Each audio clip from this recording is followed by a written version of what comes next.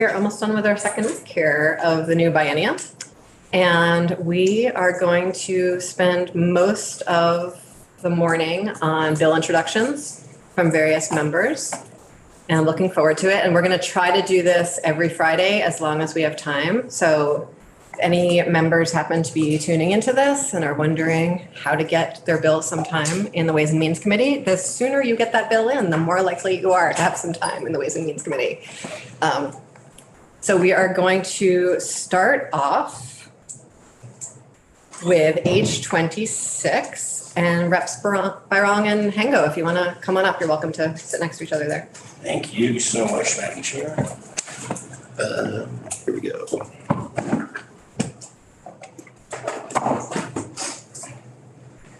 Good morning. Good morning. And we would love to do a little go round of introductions in case you don't know all of us. Representative Noyes on the sidelines, if you could pay attention so we don't need to do it a second time when you're up. Thank you. Appreciate it. Consider yourself introduced as well. I am Emily Kornheiser, the chair of the committee. Really happy to have you here today. Bill Canfield. Julia Andrews. Catherine Sims. Jim Maslin. Scott Beck. Kirk Taylor. Peter Anthony. Carolyn Brannigan. Carl Demereux, normally Carol Odie is here.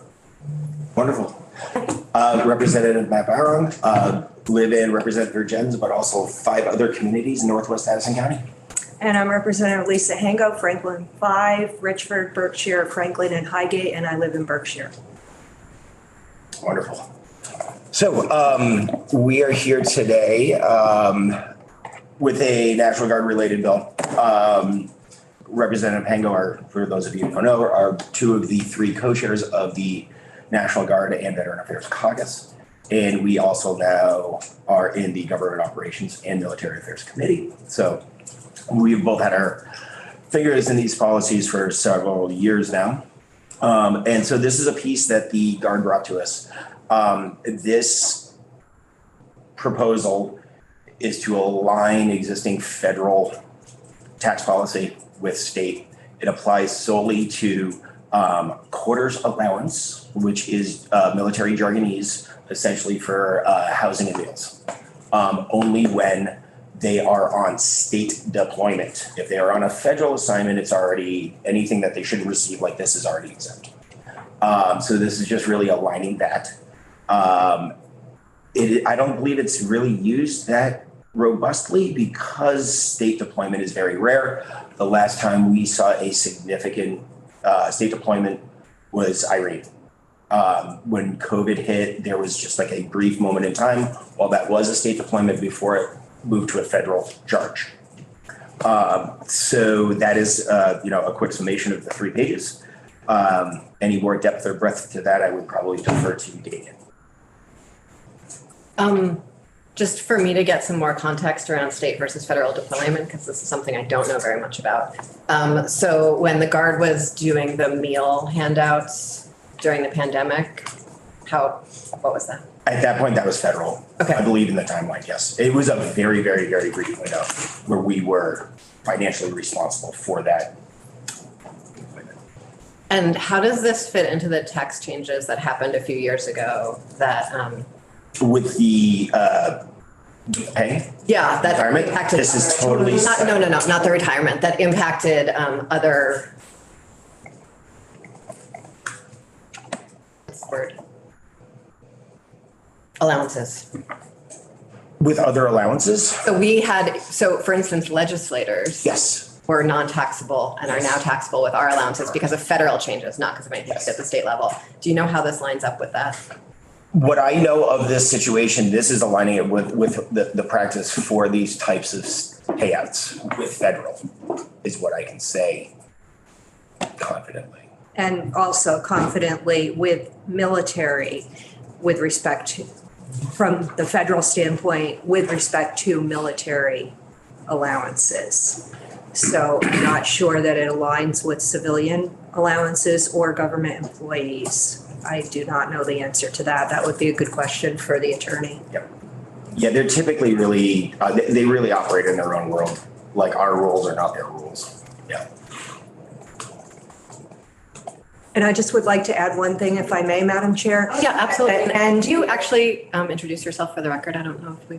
Oh, sorry, Representative Lisa Hango from Berkshire, co-sponsor, excuse me, of this bill. The effective date, if you'll just take note of that, is January 1st of this year so that it does not cause a great complication with people's taxes. If it should take effect in July, that would be a little more complicated. And generally, we would date something like this to January 1st, 2024 for that very reason. Conversation to be had. Yes, and the committee is welcome to take that up. Absolutely. Any questions from anyone on the committee? Yeah, Representative Taylor, and then Anthony. When you say you're aligning this with the federal, does that mean that when the National Guard is being deployed by the feds, that they're getting a tax break, their federal taxes by that? They're just not being taxed on this quarter's allowance. Say that again? This is a quarter's allowance. It's not Right. necessarily their income. Right. It's more of a cost of living, like stipend sorts. But what, is there a federal quarters allowance? So it depends on whether it's how they're deployed. It's whether the state says you have to go do this or the federal government says you have to go do this. Okay. There's two different sort of streams within the infrastructure of the National Guard that way. It's really, it's compartmentalized in a very unique way. But when you say So- you're aligning it with the federal, I'm trying to Yes. figure out what align means. Are you, They don't get, go ahead. yes, they don't get taxed on this if they're in a federal deployment. That was my Correct, question. yes, yes. Okay. Sorry. Good, thanks. Boy, I went unnecessarily long-winded there. That's, it wasn't too bad. Representative Anthony. Thank you, Madam Chair. Given that the deployment, as you say, is periodic and maybe very brief, is there even an attempt at a fiscal statement on the tax effect? I have not asked for one. I would actually leave that in the tax committee's purview. Usually we don't have fiscal notes until we fully take up a bill. But you don't have any sense of how much it would cost at all. My understanding, just conversationally, is these types of allowance, like I said, they're sparsely used. It's more just about the continuity with the federal. Because when it does occur, people are like, wait, why is this happening? It didn't happen over here.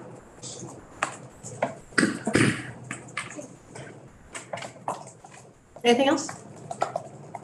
Thank you. Well, thank you for- Anything else? Really appreciate it. No, thank you kindly for the time and happy wet snow day. Happy wet snow day. May all the children drink much hot chocolate. And snowball fights. Snowball fights.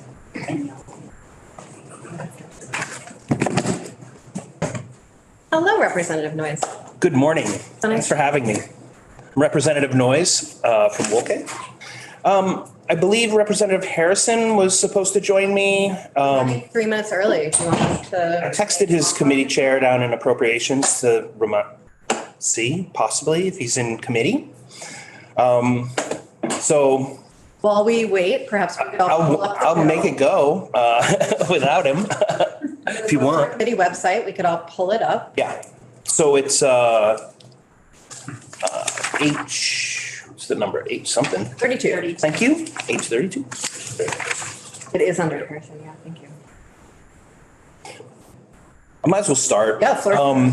So basically, in the past, we have exempted a portion of individuals' Social Security from taxation, mostly more on the lower end.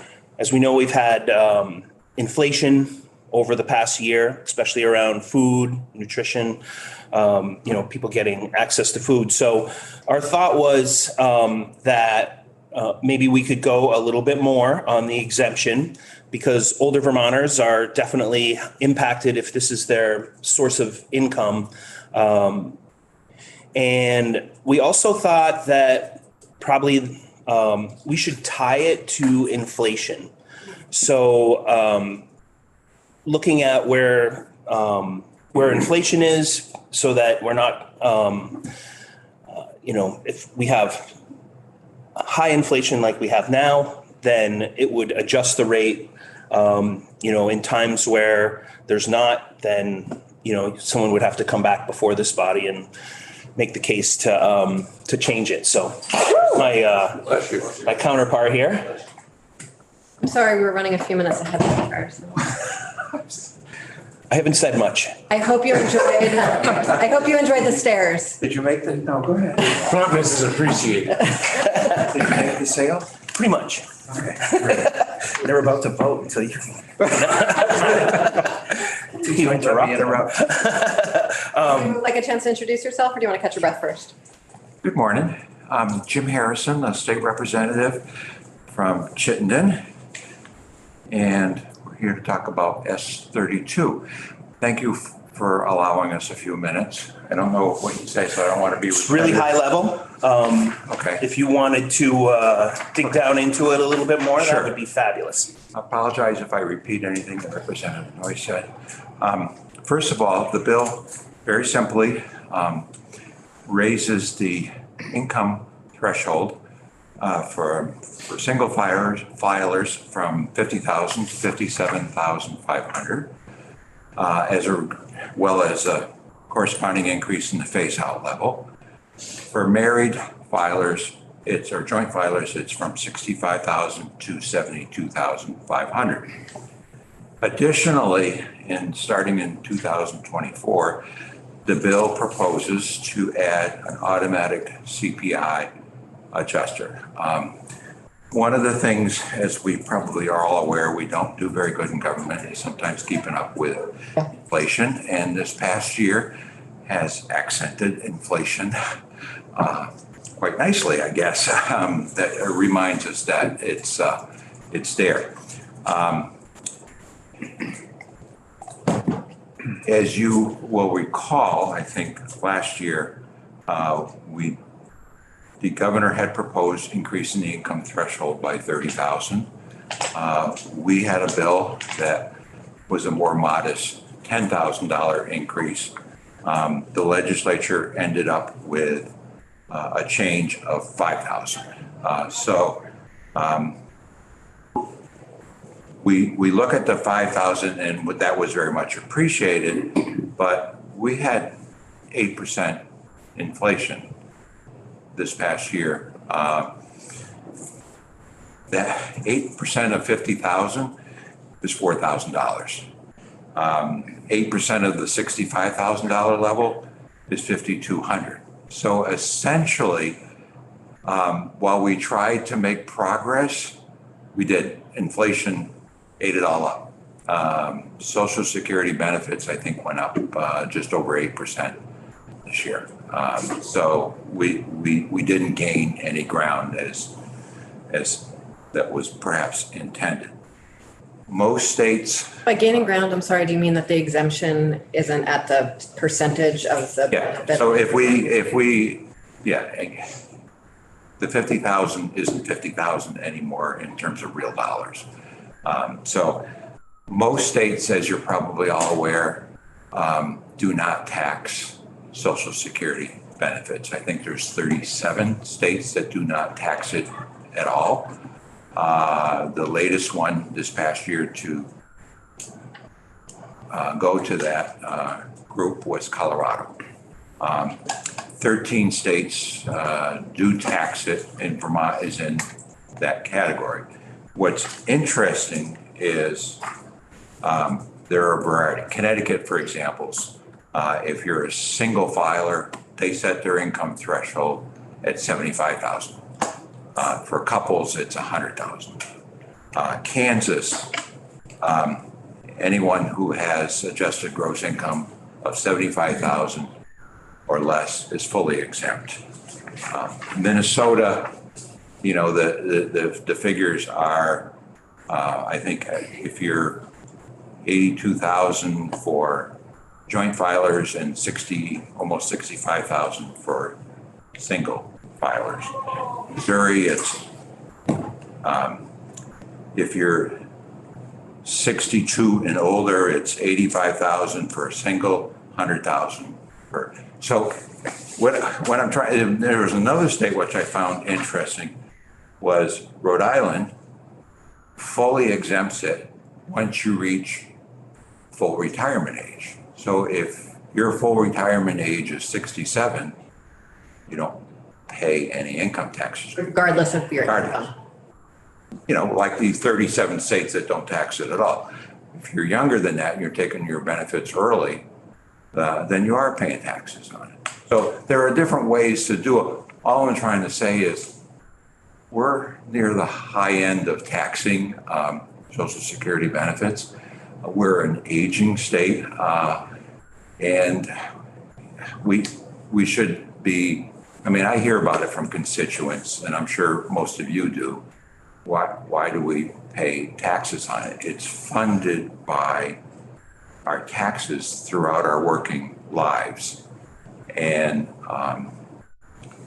it's something to consider. We recognize that there are costs. We might like to see Vermont join the 37 states that doesn't tax Social Security benefits. We also recognize there's a larger revenue loss if we do that. So we think the 7,500 is a very, very modest proposal. Joint Fiscal, and you can certainly talk to Joint Fiscal, but had estimated the cost of that of being approximately $3,600,000 in terms of annual revenue adjustment.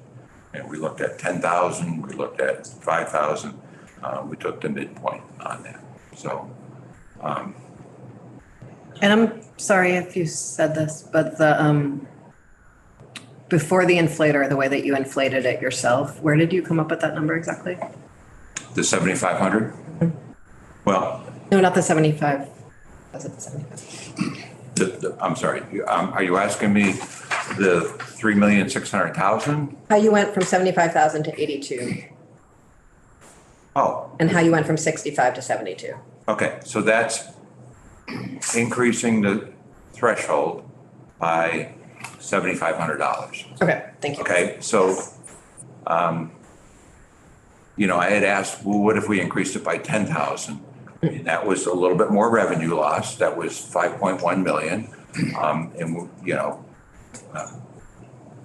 I don't want to get kicked out of appropriations because I made our budgeting even better.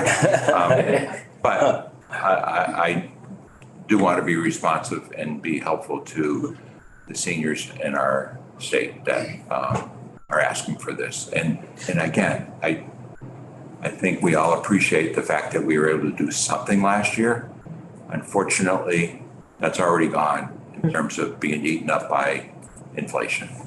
So, anyhow, that's Representative, you may have something else. I mean, I can to add. just, Representative Harrison did an excellent job of explaining what we're proposing here. But, you know, if we look at the human services side of it, and our population of older Vermonters is definitely increasing, and their ability to stay in their homes and, you know, healthcare costs are going up quite a bit. So just trying to figure out how we can make sure that in retirement, older Vermonters are able to keep more of their money to be able to live and to heat their homes and buy food. And so just really looking at it from that angle through my work with the Older Vermonters Caucus and the work around older Vermonters that we do in Human Services Committee. And do you know how many, what percentage of folks who are receiving Social Security are already fully exempt based on their income? I do not. I didn't ask that question. Maybe some others, no. I mean, Glad to get back it's to very it. high from last year, but I don't. Glad to get back to you on it. Representative Anthony? I can't answer that, but you touched on what concerns me. I think it's fair to say that people like myself who are already fully retired and then some are doing basically better than the next generation who will be retired in 20 years. In other words, the wealth effect benefited me during my working life. Yes, I paid in, but I'm wealthier than, for instance, my son at the same age.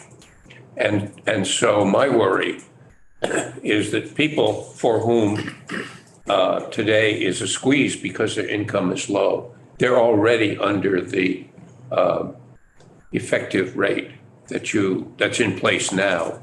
So instead, extending that essentially benefits people who, in my judgment, already have benefited because of when they were born, when they lived through their working life, the increase in income that they had during their working life, which may not be repeated in a generation or two. But the caveat I would make is that's certainly an argument why we don't fully exempt Social Security like 37 states do. We have an income threshold trying to target, the available revenue allowances that we have to the ones who need it most. I would just ask you to look at, if we do nothing, we are where we were 2 years ago because of inflation. So each year there are, hey, $100 doesn't buy what $100 used to 2 years ago. That's what I'm trying to. You're absolutely right.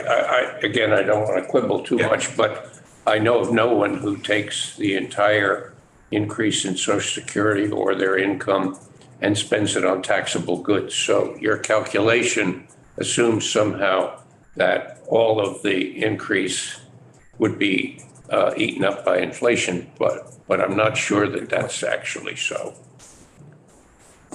Okay. Anyway. Yeah. Any other questions? Just a comment. Thanks for doing the math for us. Okay.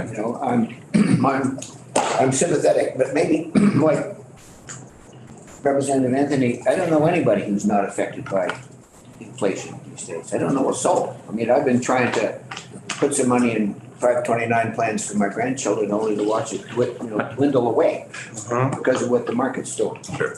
And it's not as if I'm at all wealthy. It's just, I'm just making the point. I think we're all adversely affected by the current state of affairs. And so while I'm sympathetic, and I'm not trying to be a wet blanket, I'm just saying, geez, we're all getting kicked, So we are, unfortunately, many seniors do not have the same options for taking on additional employment. When you're a certain age and you have your IRAs and invested, you're not adding to your IRAs and you just look at your value and it says, how am I going to make this last for another 20 years or 15 years? So you don't have time to make that up. So there's a variety of factors. And I'm not, there's trade-offs. And all I'm asking you is consider it because I want to at least keep up with inflationary pressures. There are many, if you look at your federal tax returns, I think the standard deductions increase with inflation, which is a way to kind of being fair that you're not paying more taxes just because you got a 3% increase in pay, which is below what inflation is. Well, thank you. I could imagine we're probably going to, I'm sorry, go ahead. What is it about Social Security that makes it different from retirement income I get from a retirement plan or from an IRA or something like that? Why not tax exempt all those? And I think there are some places that do that. It gets probably a bit more complicated to look at all of those, and certainly the cost would be, but Social Security is funded by our payroll taxes that we as individuals pay and our employers pay.